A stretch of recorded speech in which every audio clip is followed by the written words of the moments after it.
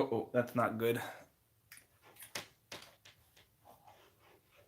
I have to leave that like that.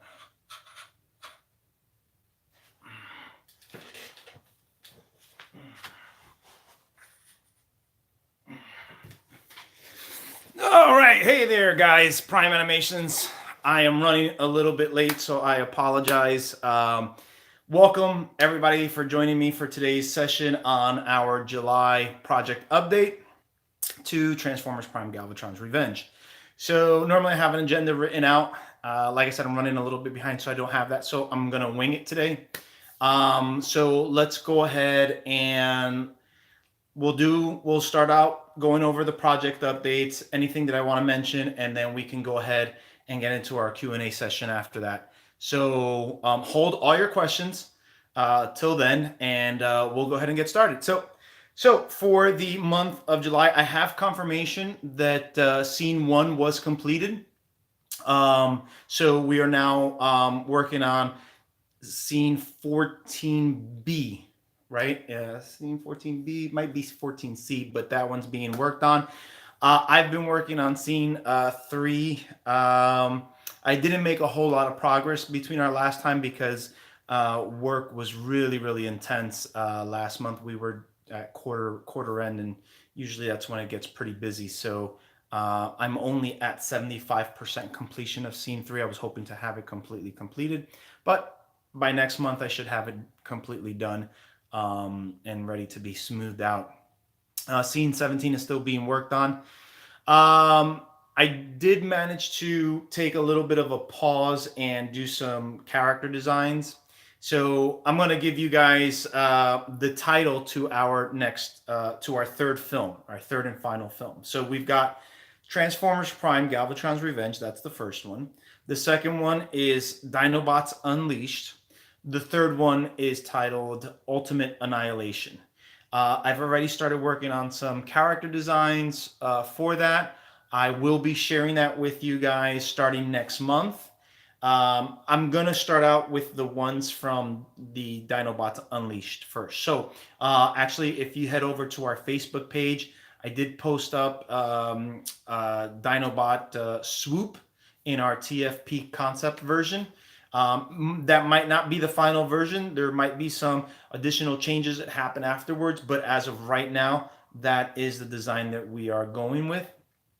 I will be posting this week our version of Grimlock. We made some slight modifications from the last time from the model that we did.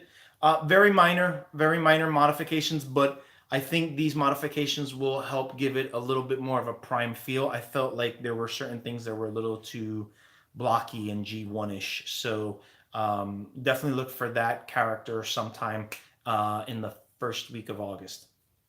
That being said, then after that, I'm hoping to release some of the characters for the third film, which have been already. These are characters that I've confirmed in the story. Last stream we talked about how I had 2 lists, right? The ones that I knew which weren't going to be in it, and the other ones that are possibilities. So these characters that I will be releasing are the ones that are sure shot in the third project film.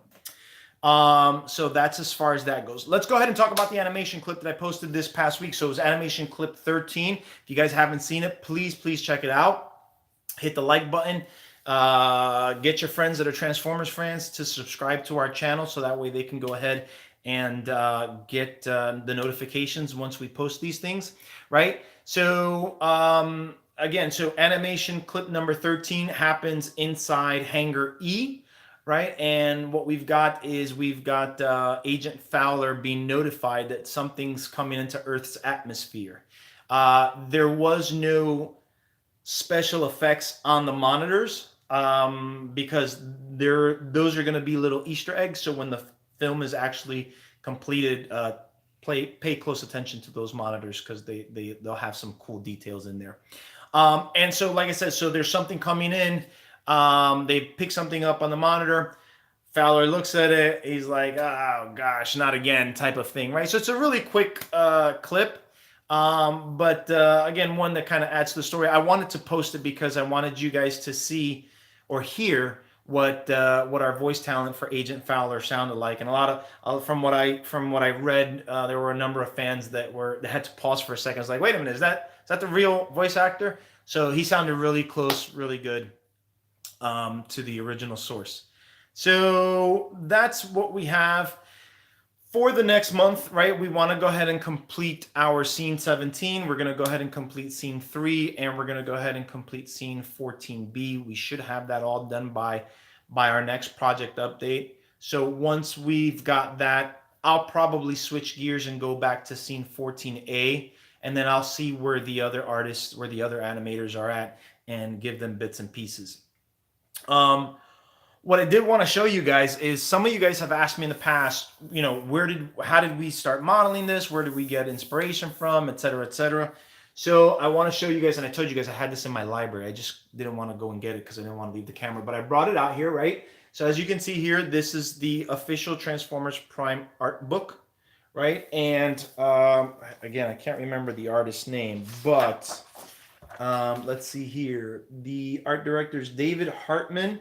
Oh, okay, here it goes. Character design, Jose Lopez. He's the main guy who designs these characters. So this book, if you don't have it, I'm pretty sure you can probably pick it up on Amazon or Barnes and Nobles. But I mean, it's got everything Transformers Prime related. As you can see here, I flipped through the page. It's got Optimus Prime. It's got how his weapon transforms, right? It even gives you the step-by-step of the transformation of his weapons. I don't know if the lights, I'm going to zoom in on that. See? And then it has his 3D character design. You've got a front view, side view, back view. So we use this book to go off of our models. Right here, you see we've got RC. If I turn the page, we've got her character design, right? We've got her character design. We've got her vehicle mode, right? And again, we've got some facial expressions that we've kind of used to mimic off of. So this is an awesome, awesome book. I mean, even if I wasn't working on this project, this is, something that any Transformer Prime fan should have. So worth the buy. I don't remember how much this was when I originally got it. Let me see. It's $50. It might be less now, but it was so worth the buy. Just something cool to have nonetheless. All right, so that's pretty much it as far as that goes. Is there anything else that I wanted to touch on? The calendar.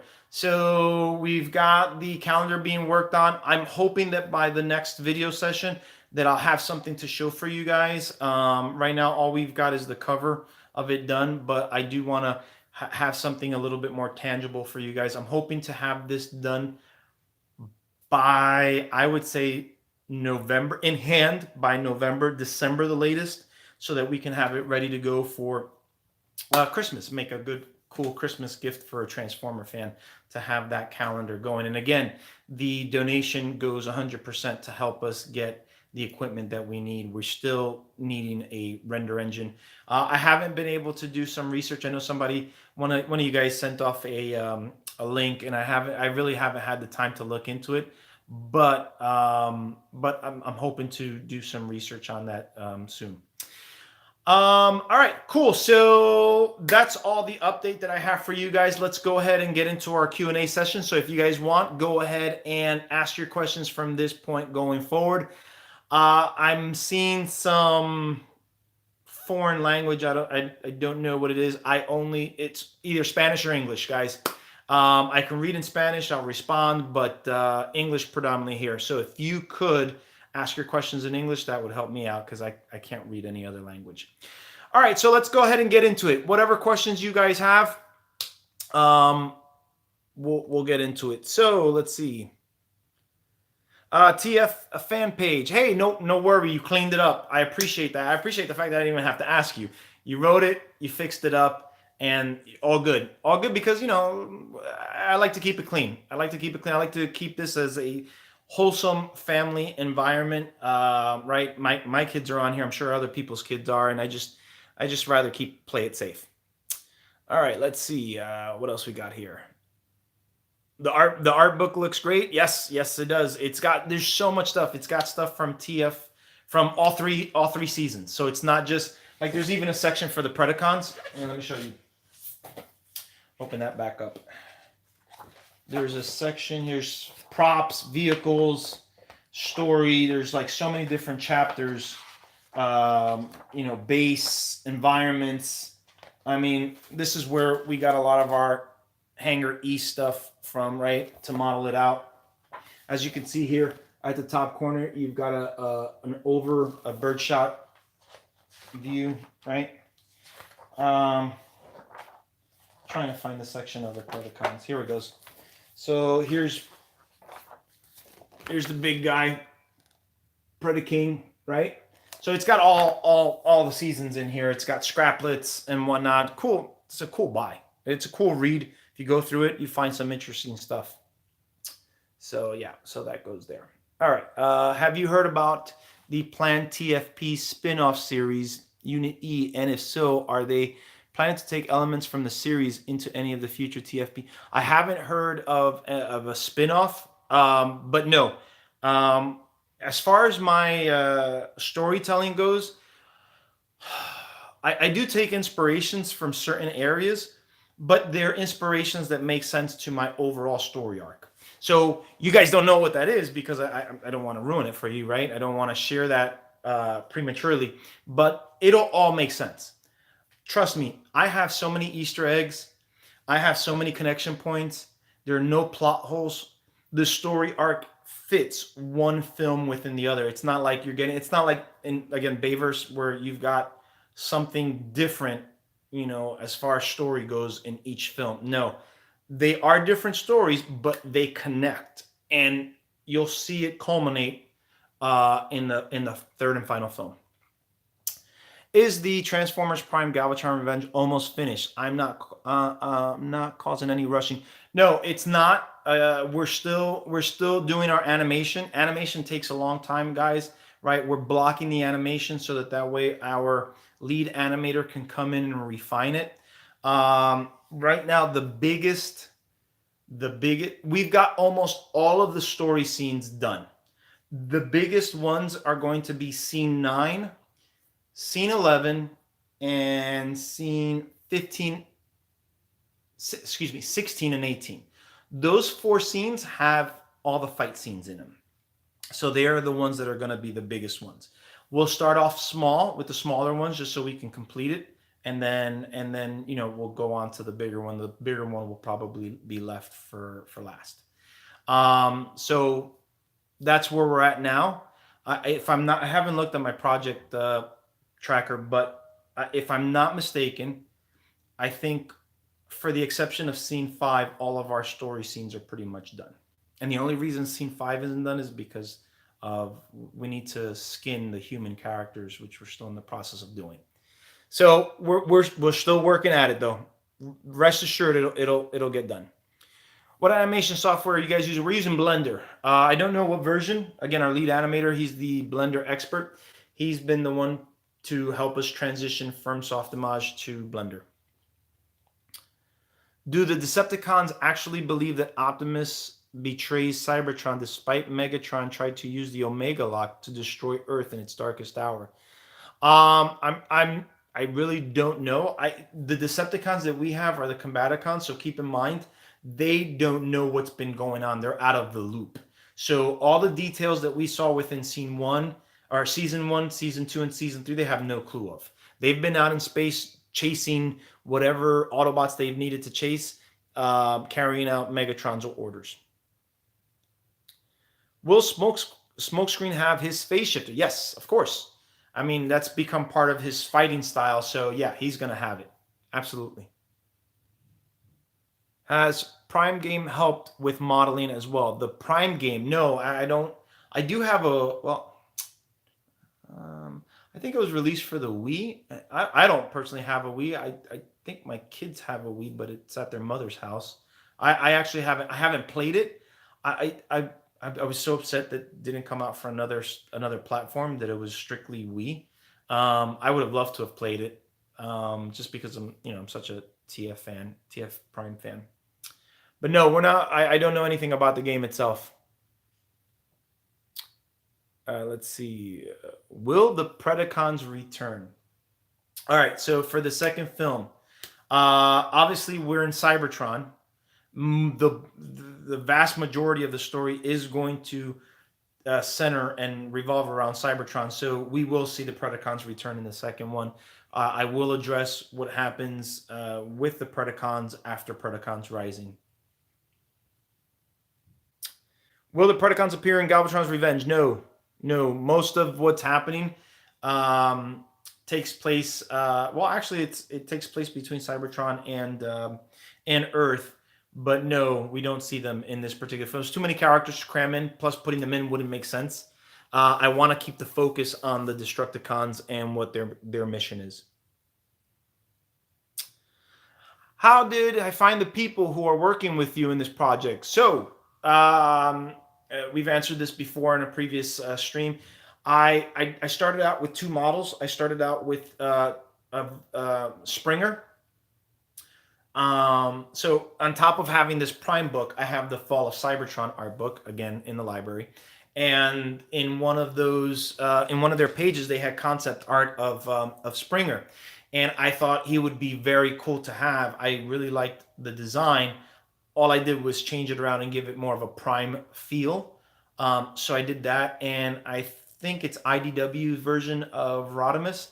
I thought again he could fit within the Prime universe, so I modeled him out and just stuck to a Prime type feel. And I put the artwork out there, did some photoshopping, and I did it on TFW2005.com. I often post on their forum, and I just put it out there. I said, hey guys, I'm doing this project. Here's some of the artwork I've done. I need some modelers. I need this. I need concept artists who's willing to help me out. And I got a bunch of people to come in. We had like 4 or 5 concept artists. I want to say maybe like 6 modelers come in, 2 storyboard artists. I had my colleagues from school that did sound audio, so they helped in right away. So that's how we got started. And little by little, we started to produce the artwork. We had weekly calls on Wednesday night, just to give updates. We've got this done, we got that done, and start assigning, right? And I tracked everything on my project tracker. So that's how pretty much we got started. Can I make one Viacon's names Gary? I don't think we mentioned any of them by name. In your opinion, in the episode Darkest Hour, do you actually believe any Cybertronian would think that Optimus would betray Cybertron by destroying the Omega Lock? Despite that's an interesting question. It depends on the person's perspective. I think for a moment, it seemed like when Optimus did destroy the Omega Lock that Ratchet wasn't too thrilled by it. So it just depends on that person's perspective. Most Autobots would, I think, just fall in line with Optimus. They trust Optimus. He earns everybody's trust. So I don't think many of the Autobots would second guess his decision making. I'm glad you guys are making progress. I currently have writer's block, so it's just been difficult. I imagine animation is a long process. It is. TFM page 101. Writer's block happens. Listen, there are times where I don't try to complete a story all in one day. There are tidbits that come to me as I go along. For example, regarding the third film, I'm like, okay, so there's this scene where something's happening. I don't want to give you guys the details, but I'm like thinking to myself, why is this scene happening? What's the motive for bringing this thing into the fold? And again, I'm just driving in my car, and it'll come to me, and I'm like, oh my gosh. So what I'll do is I'll make a quick note of it. I'll either film myself, or if I'm standing still, I'll write it, and I'll send myself a little note, so that way when I come home, I can add it to my Word document and add it into the story. So guys, I got so many connection points happening between all 3 films. You guys are going to love it. One of my biggest criticisms about X-Men is that they don't really connect to each other. And there's so many Easter eggs that go unnoticed or untouched. I've already given an example of like Mystique and Nightcrawler. She's his biological mother. They never touch on it. They never go into it. It's such a miss. And I feel like that's such a disservice to the fans, the core fans, right? Because a person who's just coming to watch the movie, they're not going to know, so it doesn't matter to them. But a person who's a fan, who knows the story, who knows the back end, who's read the comics, it does matter to them. It just makes it all that much more cooler. It takes the rating of that movie from here and it just bumps it up a notch. So if you have a couple of them, right, it just makes the movie all that much more authentic and to the source material. Will Starscream appear in your sequel? Is possible. Don't know for sure. Is this series disconnected from the? Yes, yes. I've said it plenty of times. We're not following anything that happens in the games, nothing that happens in the comics, nothing that happens in RID. We are strictly going off of the Prime series. That'll include season 1, season 2, season 3, and Predacons Rising. That's it. Hello from Russia. Hello. Hey, how are you? Welcome. Let's see. Will we know what happens to the Resonance Blaster? The Resonance Blaster didn't appear in Predacons Rising. You know what? I'm going to have to go back because I don't even remember what happened to it. I'll have to take a look at it. But no, it's not in our story. Grew up with Transformers Prime game. Lots of fun. Playing it with my younger brother. Very cool. Very cool, Tailgate.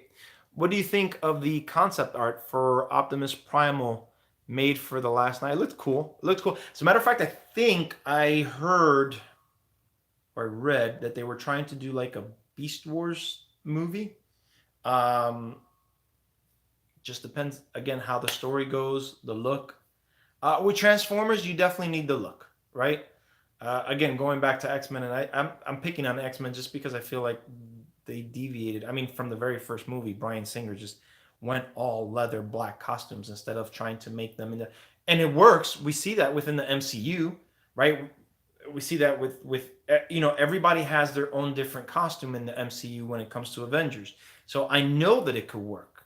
So why he decided to go all full black leather and then stay there? Maybe he was worried at the beginning because remember, we can argue and say that X-Men was the first movie that really set off the superhero genre for films, right? And so maybe he was okay, that's cool. I can accept that. But I mean, he still did it at the end of X-Men Apocalypse. It looked like they were going to finally get their own individual, costumes based on the colors that they have. And come to find out that when we get to Dark Phoenix, they're all in again black with the X yellow stripe across. So when it comes to Transformers, they definitely need the look, right? The look has to be there. Has to resemble the characters that we know and we grow to love. I mean, honestly, I was confused in the Bumblebee movie. I thought that the jet at the very beginning that's fighting Bumblebee when he first gets here, I either thought it was Starscream or Ramjet. Come to find out, it's Blitzwing. I'm like, what? That's Blitzwing? Blitzwing is supposed to be a triple changer. Doesn't even have the colors of Blitzwing. Come on, again, got to stay in line with the source material. Will you have characters from RD? No. Nope. I will not. And the reason why I just didn't watch enough of it to... what I'm trying to do is stay away from RID. RID took place after I wrote my story, so I don't want to incorporate... I don't want to change my story around. Question, have you taken any inspiration from Rescue Bots and Robots in Disguise? Nope. Nope, I haven't. I didn't even watch Rescue Bots. It was a little too childish for my taste, and my kids didn't really get into it either. I think after Prime, I think even their taste matured regarding Transformers stuff. Will the Combaticons always combine in the whole season or be separate and do their own objectives too? So it's not a season. This is a film. And they will combine and they will be a force to be reckoned with. They are big characters individually, and obviously when they come together, they'll be even bigger. But not only will they be bigger, they will also be powerful. We've got some really cool fight scenes happening with Bruticus that are going to really, excite the fans, blow your mind, be like, oh my gosh, I can't believe that just happened. There's just this one cool scene. I can't tell you the details, but when my storyboard artist wrote it out, or she drew it out, excuse me, I was just like, yes, let's do this. So pretty cool stuff happening. I wish I could show you guys. I want to finish this movie so bad so you guys can see it and you guys can, finally critique it from beginning to end. Have fans come to you with designs or ideas that you decided to use? No, fans have not come to me personally, but I've gone to fans. So one of the characters for the third film was drawn by an artist over in China. I don't want to give his name because not at this juncture I don't want to give his name because I don't want to reveal the character at this particular moment. So I reached out to him, and wonderfully he said I could use it. We did the same thing with an Alita 1 character. There's an artist who modeled out a Transformers Prime version of Alita 1, and he did the entire intro scene, put her in there flawlessly. Reached out to him, hey, can we borrow her? We'll give you credit. He sent the model over. It's been nice to get help from fans out there. They're like, sure, of course, I'll help out, and of course, my premise is always to give them credit. So when that particular character gets revealed, you'll know the artist because I'll absolutely put the artist's name on there. For the most part, we have an artist by the name of Z, who's over in China. He's done pretty much almost all of our concept art for the first film. He's had some scheduling issues where he hasn't been able to produce as many characters for the sequels. He did rough drafts for the Dinobots. So what I'm doing is I'm taking those rough drafts and I'm now finishing them off, if you will. So right now, as far as the sequels go, I'm pretty much doing the concept art at the moment. Let's see. Is there going to be new characters in the third film? Yes, there's going to be new characters in the second film. There's going to be new characters in the third film. Absolutely. There's going to be a good amount of new characters, not just for the second film, but for the third. I think the third is going to have the most. Right. So think about this. Transformers Prime. We've got two Autobots, two new Autobots, Springer and Rodimus, 5 Decepticons. So that would be 7 total. And then you've got, if you want to do Bruticus, you could do 8. And then you've got 4 Destructicons. So that's 12 new characters, right? And as far as the Dinobots go, at least 5 new characters, right? So we will have more. We're bringing Arachnid into the fold, right? We already posted a model of her. So we'll have some more characters coming. I want to say I'm going to give you a number without giving you names. Let's see.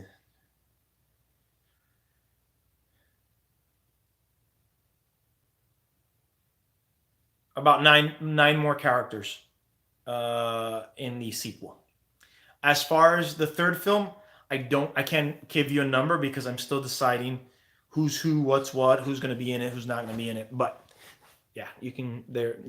We definitely have some new characters. Are there any toy only characters we could see? Example, Wild Rider, Ironhide, possibly. Will Soundwave be back in the Galvatron review?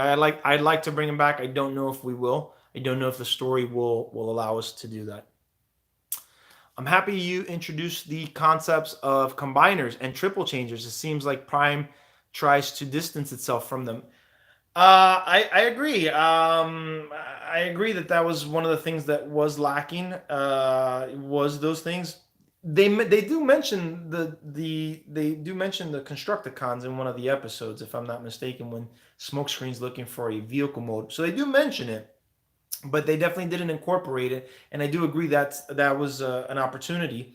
Not that it took away from the success, but I definitely think it could have added on.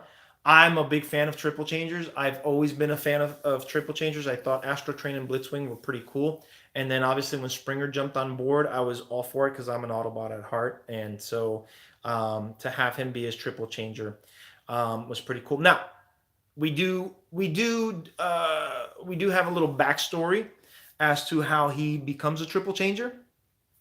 And it's pretty cool. It's like a little, he kind of explains what happened, how did he go through it, and so on and so forth. So we do have that in the film. It's not just, hey, he's a triple changer, and we give no explanation why, right? Let's see. What are your thoughts on Marvel Phase 4, and what's your thoughts on X-Men Fantastic Four Journey? I was so excited for the MCU to gain these characters back. My two biggest, my two biggest, things that I like the most are X-Men and Transformers. I've been an X-Men fan. As a matter of fact, when my parents got separated, I started getting into comics, and the X-Men were the first comic book series that I started to collect. It was X-Men #3. It was done by Jim Lee, and it's a big giant shot of Colossus, and he's holding Wolverine up, and he's getting ready to deck him, and then all the X-Men are kind of fighting in the background with each other. I thought it was such a cool cover, and ever since then I've been an X-Men fan. And so when the '90s cartoon came on, I was ecstatic. I'm actually introducing that to my kids now. We're on the 5th and final season of that. I plan on showing them X-Men Evolution, and then eventually Wolverine and the X-Men as well. Um, I'm not a fan of the X-Men movie films. Why? Because they deviated from the source. And I don't think that you need to tell the same story in the comics, right? And start off with the original classic X-Men. I mean, the cartoon series didn't do that, and they managed a way to stick to the source material, just slight modifications. They were so slight that they didn't take away from the original stories, right? And I think that's one thing that the X-Men films did, is they just went so far out that it just they really did go away from it. To have those back, I'm excited. Fantastic Four, great, because the first two films were like maybe C at best, and then the reboot was horrible. It was one of those movies where I felt robbed. I'm not a big fan of changing source material. I am not. I'm. I was just having this conversation with a coworker on Thursday. I'm starting to lose my excitement for Marvel. Why? And please, guys, don't misunderstand. I am very traditional in the sense that I like things to stick to the source material. Why? There's a reason why these films are being put on the big screen, because the story was good enough for it to be deemed to be there. It had enough base, it had enough interest, whatever the case may be. When you start to deviate from that, it takes away from me, So Marvel seems like they're making all these gender changes that I don't understand. I don't get it. Why? Honestly, I didn't like Captain Marvel. I thought it was a C movie. It didn't add anything to the story other than her. When Nick Fury says, "Last time I trusted someone," and this was in Winter Soldier, I lost my good eye. To come to find out that he lost it because a cat scratched it out was anticlimactic and really disappointing. Um, and then they changed Marvel from a man to a woman, and based on the comments of the director, this was a feminist movie. So there were a lot of anti-man messages within that film. So of course she couldn't have a man guiding her, being her mentor due to that. So they changed the gender of that character. Why? I don't like it. I don't like it. Imagine if they did Optimus Prime as a woman. They call her Optima Prime. Would you guys like that? I know I wouldn't, and I wouldn't go see that Transformer film. You know, I'm sorry. It's like the Ghostbuster film that they did with all a female cast. I, nope, don't like it. I'm not excited about Marvel. I'm starting to lose, like the Eternals. I already know I'm not gonna go watch it. They've changed so much of the core characters. I'm more than likely not gonna go watch it. I'm hoping that when the X-Men do come in and the Fantastic Four, it sticks to the source material. Anything that sticks to the source material, I'll watch. And please, don't get me wrong. You guys know how I feel about this stuff already. I'm a Again, RC is one of my favorite characters. Wonder Woman is my favorite female superhero, and her movie was phenomenal. When I compare her film to Captain Marvel's film, there's no comparison. So I don't want anybody falsely accusing me of being misogynistic or anything like that. Good stories, good story, bad stories, bad story. That's all it is. Let's see, in your version of Prime, what happens to the Ark? Does the Ark even get touched on in any of the Transformers Prime? I don't remember them mentioning anything in the film or in the seasons or in the film itself. I don't remember. If you know what episode they mentioned the Ark, please shoot that over to me and I'll take a look at it. I'll do some research on that.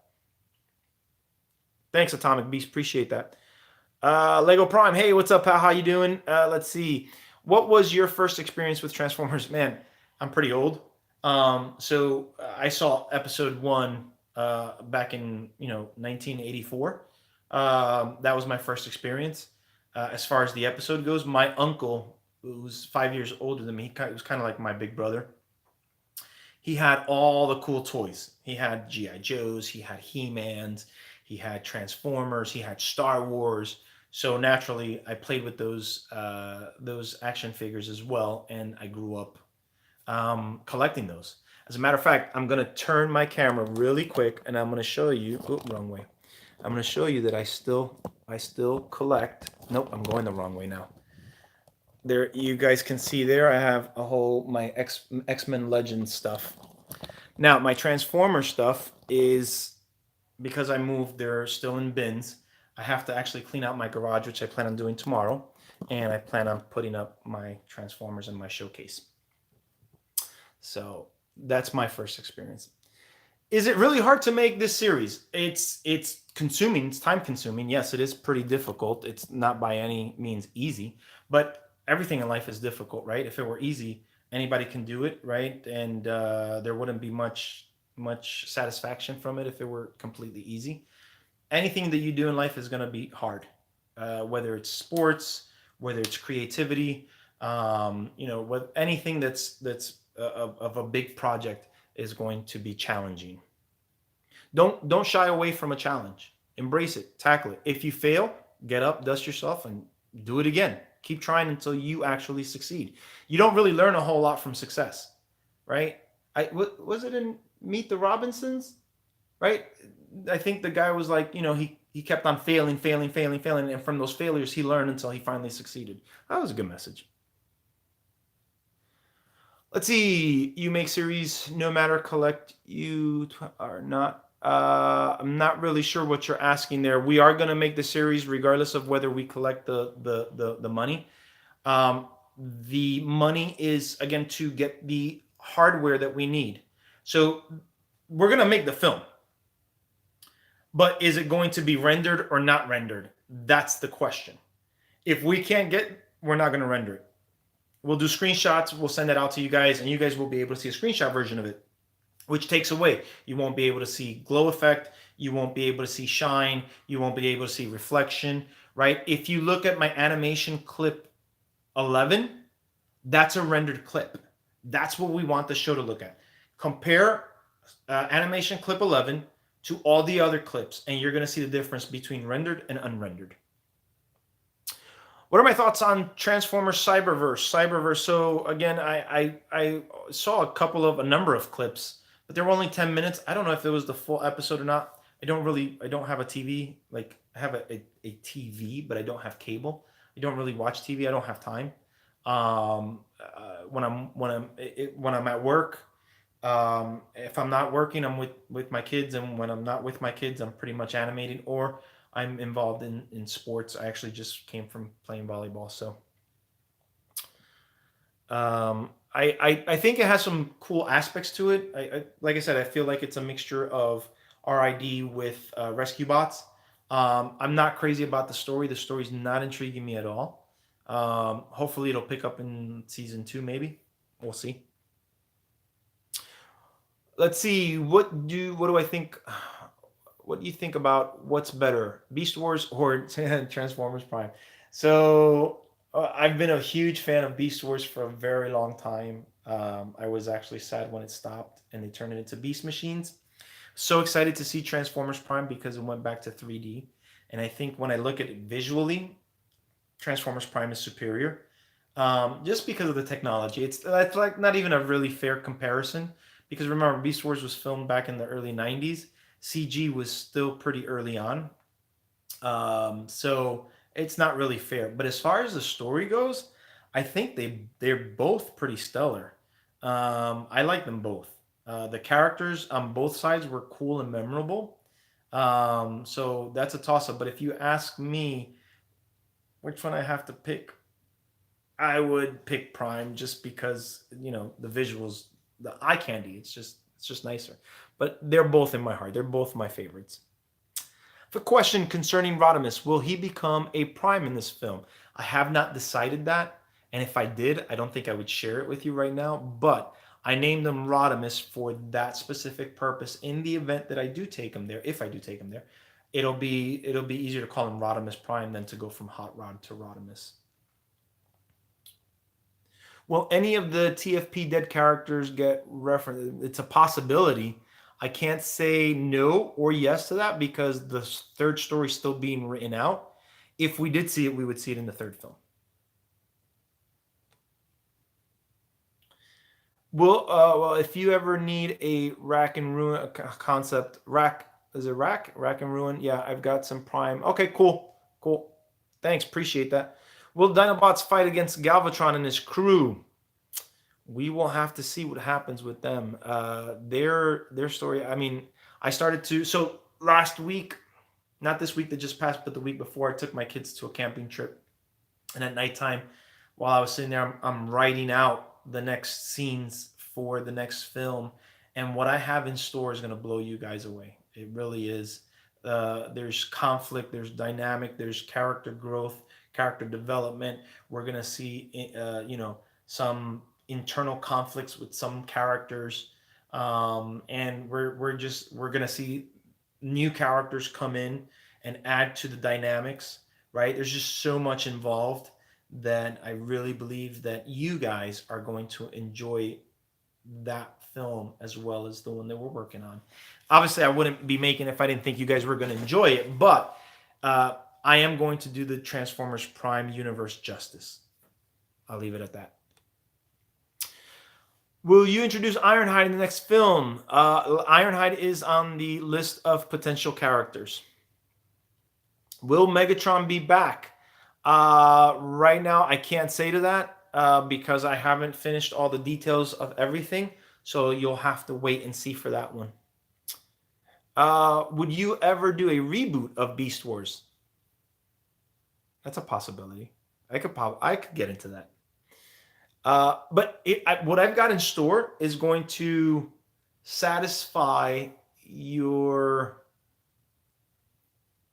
Beast Wars desire. Let me put that. This time, future modern humans helping with the Maximals. Yeah. If the cons could combine, that will also tell the continuity to Transformers Robot in Disguise combiner. One thing. Okay, so with the action figures, they think they had a Combiner Force action figures that were coming out last year or the year before. I can't really remember, and it seemed like everybody could combine. Being a combiner is a cool gimmick. I love combiners. I've always loved combiners since I was a kid. But I don't think everybody should be able to combine. It kind of takes away from the uniqueness of subgroup characters combining. So not everybody should combine. I think it should be specific to those groups. And I think if we go by the 13 primes, there was one prime that was like he was a combiner himself. So not everybody should have that ability to combine. I've come up with a really cool concept for Transformers show, and one with the human villains is David Xanatos like character. For David Xanatos from the Gargoyles. He's almost very much like a Lex Luthor type character as well, so that's pretty cool. I'm thinking of a new Beast Wars type series, modern future humans seeking new home like Earth. Okay, cool. Tribal humans from foreign planet joining the Predacons. All right, cool. Post it. Post it. Get your own website. Go to Wix.com. It's free. Set up your website and post your artwork there. What are your thoughts on Far From Home? I actually enjoyed Far From Home. I thought it was a fun film. I actually enjoyed it more than Endgame. Here's why. When I saw Endgame, like I shared, I wasn't thrilled about going to go watch it again, right? Because remember, I couldn't wait for the day that it came out to see it with my family, so I went to see it by myself the day before. And at the end of the film, I was like, do I really want to sit through 3 hours of this again?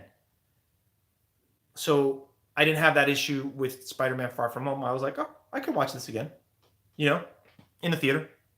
So I thought it was fun. I really, really loved what they did with Mysterio. Talk about taking a not so cool character and making him cool. Mysterio is one of those villains that for me was like, whatever. I don't get not as excited as seeing Venom or Carnage, right? Or the Goblins or Doc Ock, Sandman. Those are a little bit more recognizable in the Spider-Man universe as actual threats. Mysterio's like this guy with a fishbowl helmet. I don't know. It just doesn't really sound really scary. So in the film, they did a really good job of telling his backstory. They kind of changed it a little bit, right? Because Quentin Beck, if I'm not mistaken, was some type of Hollywood special effects guy. And here they made him like a scientist that was working for Tony Stark. And Tony Stark, basically stiffed him with his barf idea, right? And I don't remember what the acronym for BARF was, but it was a cool story that connected, very similar to Spider-Man, Homecoming, where you've got Tony Stark coming in and stepping on the Vulture's feet there for collecting, battle areas from the aliens and whatnot. So disgruntled employees that get together to try and take it out, get revenge on Stark. So it fit. Um, like I said, I think the way that they showcased his special effects was awesome. There was that scene where he takes him to what it appears to be like a Shield headquarters, but it's all just an illusion. And the way that he attacks Spider-Man and tricks him into backing up into some railroad tracks and then getting hit by the train, I thought that scene was really, really cool.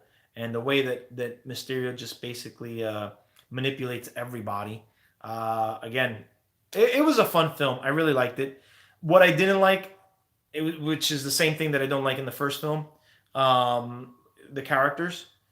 I I don't really get Flash Thompson. Um, he's not. He doesn't look like a bully to me. He looks like a nerd. Looks. I mean, honestly, I wouldn't hesitate to punch him in his face if he did the things to me that he does to Peter, and without any fear of it. You know what I'm saying? So like the Flash Thompson from Sam Raimi's Spider-Man, like that he looked like a bully. He was big and he was, you know, muscular and man, you think twice before picking a fight with that guy. So I really don't get it. I don't like the whole MJ thing. It's very confusing. She's not Mary Jane Watson, and Mary Jane Watson is MJ. So why create another character with those initials? Again, source material. I don't. Maybe I haven't read all Spider-Man comics, but I don't know who Michelle really is. I think her name is Michelle. So I'd like to see an actual Mary Jane. So that aspect throws it off for me, slightly. Spoiler warning. I love the fact that they got the Simmons guy to play J. Jonah Jameson. There's nobody who can fill that role like that guy. He is his portrayal of J. Jonah Jameson in the Sam Raimi Spider-Man was phenomenal. I still laugh at his scenes today. And to bring him back into the MCU and put him back in that, I loved it. I loved it. I loved it. I loved it. That one casting made the movie, that elevated the movie for me. And then the scene at the end, the extra credit scene or the post credit scene at the end, again, I thought that was really good. One of the best post credit scenes for the MCU. One of the things that for me the MCU was starting to get a little bit like, so for instance, at the end of Homecoming, the post credit scene was so useless. It was like Captain America doing videos. He's like, how many more of these videos I got to do? That was so stupid. It was such a waste of a post credit scene. What I love about post credit scenes is it's a transition into, or a hint into, what's coming next. So I thought that post credit scene was one of the best post credit scenes Marvel has had. Oh hell no, Optimal Prime. I mean, think about that. They switch everything around. I mean, imagine if they did a shattered glass video without telling you why it's a shattered glass. Like Megatron's the good guy, without actually setting up a shattered glass type theme. Like, you have no idea. No, I wouldn't buy it. I can't buy it. Sorry. Another countries join alliance with Autobots. Russia, Europe. Another countries join to the alliance. I'm not sure what you mean by that. Will we see other countries align themselves with Team Prime? No, we don't see that. I didn't even think about stuff like that, because remember, Agent Fowler is here in the U.S. His jurisdiction is here in the United States.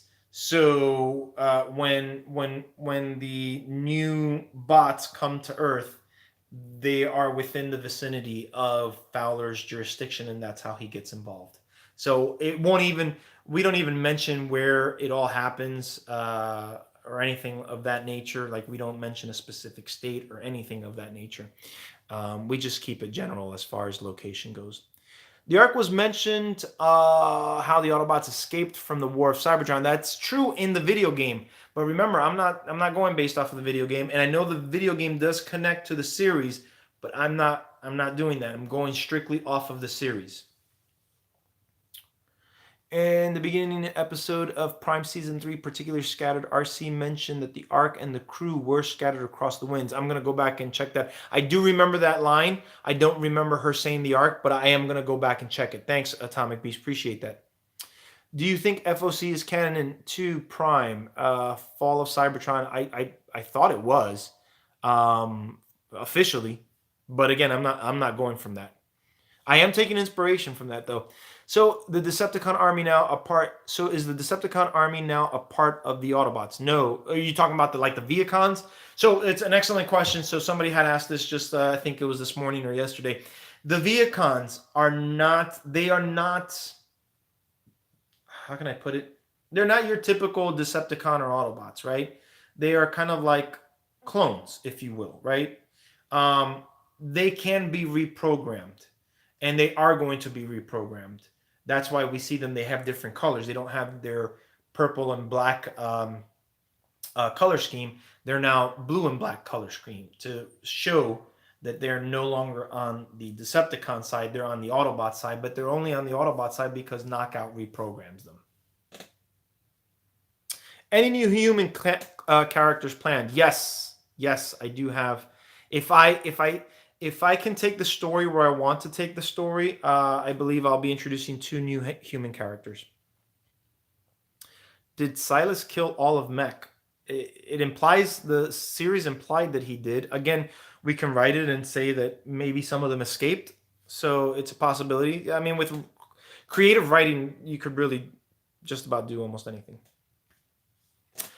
All right, guys, we're about 7 minutes prior to the hour, so we're going to start. I'm going to take a couple more questions. I'm going to end at the hour. Transformers Cyberverse, not bad. I wish they can change up the artwork. Yeah, I have to agree.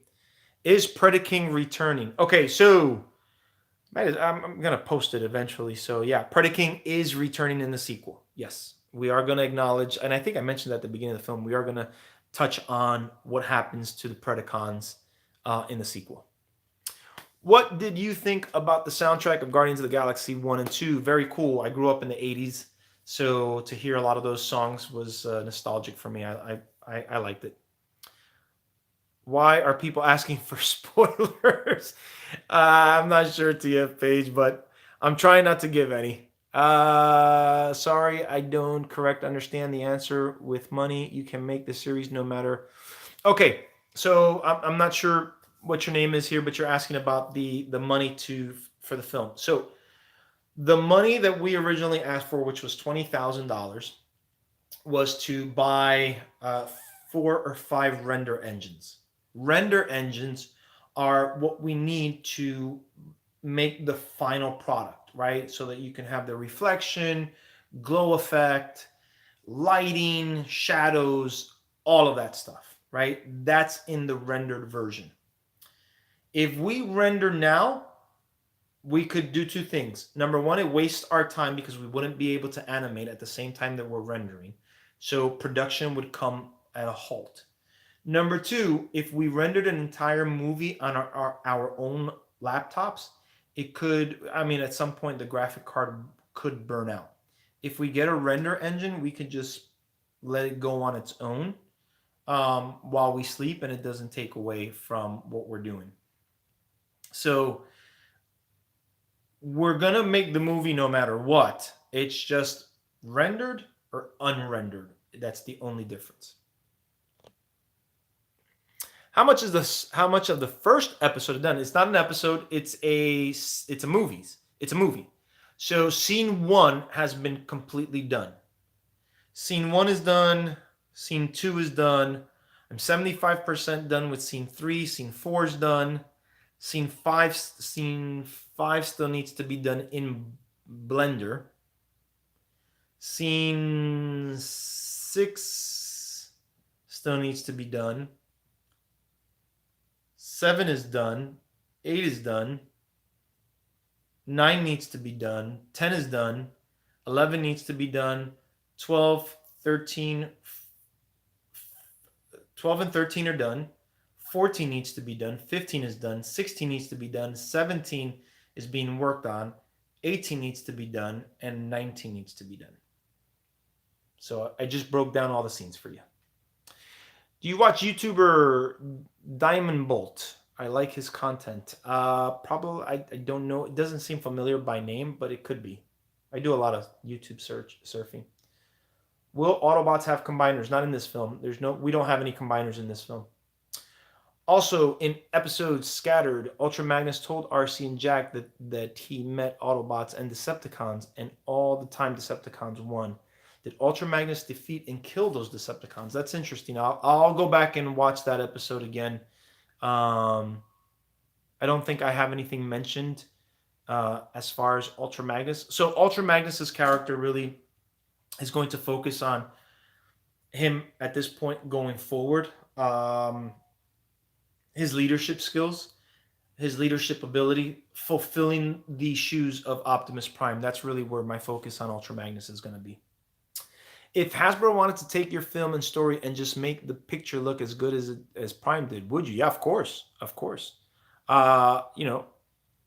It'd be great if that would happen, and I'd give it to them and be like, here you go. I would really just like my story to be part of the Transformers universe. I'm doing this as a fan because as a fan, I want to leave my mark as much as I can, right?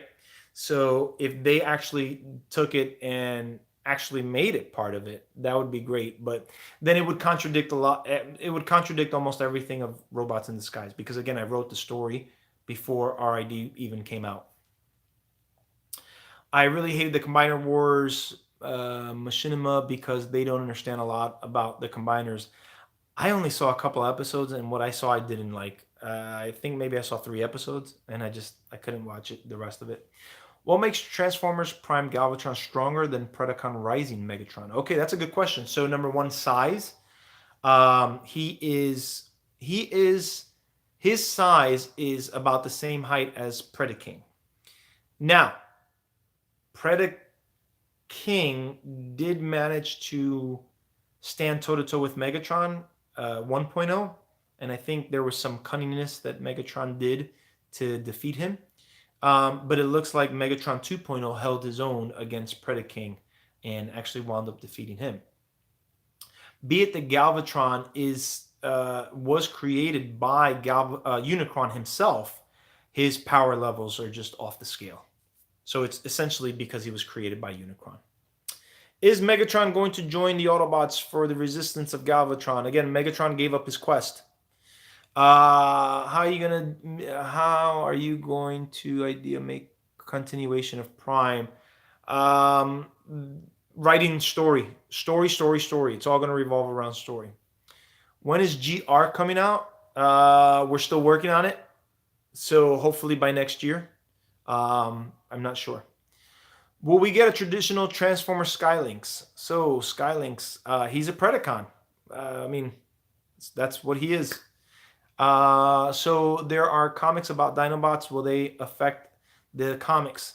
So again, just going off of the series. We're going off of season 1, 2, 3, and Predacons Rising. Nothing else is being taken into consideration. Hope to find out what other agents of mech were. Yeah, that'd be pretty cool. Any ideas for the prehistory of the Predacons? No, I think that's been touched on enough in season 3. What I'm going to do is focus on what their future is. Do you play Minecraft? No, I don't. My kids do. I don't. How can I help with the movie? Gunman. So you want to help with the movie? If you can animate, you can help us with the current movie. But if you can't, if you want a 3D model, we've got plenty of characters to 3D model for the next film. So if you want, reach out to me on my website and shoot me your portfolio, a link to your portfolio or some of the work that you've done, and we can get you involved. Is it going to be on YouTube? Yes. Can you ask on comments on another video? Can you ask on comments? Again, I'm not sure. I'm sorry. Your English isn't... I know that you're from another country. I think you might be from Russia. The grammar isn't coming through properly, so I'm not sure how to answer that. Maybe try Google Translate, and that might help you out. Gonna head out. All right, TF fan page. Thanks so much. All right, guys, so we are at the hour. I'm going to answer this one last question from Random Things. Will there be religious Transformers? I really haven't thought about that. No, I don't have an idea to incorporate that just because it's such a touchy subject. But I mean, it's Cybertron, so maybe there's some type of religion on Cybertron. It very, very well could be. That's an interesting idea. I don't have anything right now. So, guys, we are at the hour, a little bit past it. I want to thank you guys for joining me today on this project update. We've got some cool stuff that we're going to reveal in the month of August. Some new characters for the sequel. Hopefully we'll do another character. Yes, we do need to do another character video. Due to how busy and stressful work has been, I wasn't able to do it before this video, but I'm hoping to do it before the month is over. So hopefully by Wednesday we'll have a character video. And if not, we will continue to do toy reviews. I did Sideswipe from the Siege of Cybertron series, which was a pretty cool action figure. I really liked it. I've got 2 more reviews coming. I've done them for Prowl and Hound. I'm just waiting for my kids to return from vacation so they can play around with these characters and give you their feedback, because they're kids. The toys were made and meant for kids primarily. So having their input, I think is good. So again, guys, cool stuff coming. Be on the lookout for new characters. Check out my version of Transformers Prime Swoop on our Facebook page. At some point, I will update the my website. Be on the lookout for TFP version of Grimlock. It's an updated version from the last model that I did. So be on the lookout for those things. And again, thanks for joining in. I'll chat with you guys next month. Take care. Have an awesome weekend.